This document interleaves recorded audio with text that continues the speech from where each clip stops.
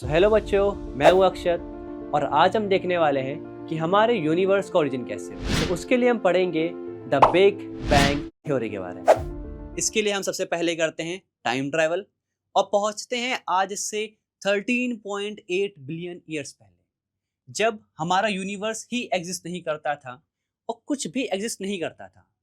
तब बच्चों ऐसा माना जाता है कि जो हमारा पूरा यूनिवर्स था वो एक सिंगल पॉइंट में कंप्रेस हुआ था और उस पॉइंट को हम लोग बोलते थे सिंगुलैरिटी। अब आप बच्चों मेरे को ये बताओ कि कोई भी ऐसा पॉइंट जो हमारे पूरे यूनिवर्स को अपहोल्ड करके रखा हुआ है, तो जो उसका मास होगा वो काफी ज्यादा होगा, जो उसकी डेंसिटी होगी वो भी काफी ज्यादा होगी।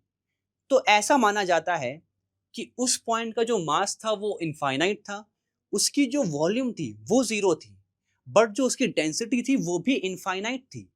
अब कोई भी ऐसा पॉइंट जो इतना ज्यादा डेंस है, जिसका इतना ज्यादा मास है, तो उसके पास जो एनर्जी होगी वो कितनी ज्यादा होगी बच्चों।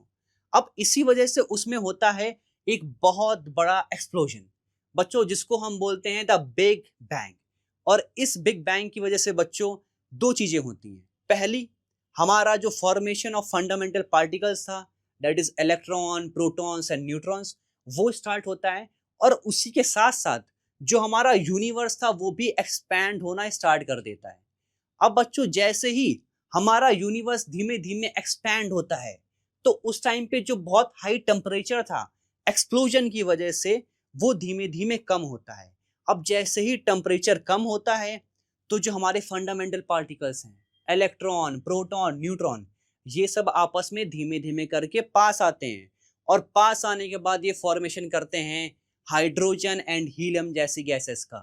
और बच्चों आगे चलकर यही gases under gravitational force condense होती हैं और फॉर्म करती हैं क्लस्टर ऑफ गैलेक्सीज, और यही क्लस्टर ऑफ गैलेक्सीज को बच्चों हम बोलते हैं यूनिवर्स।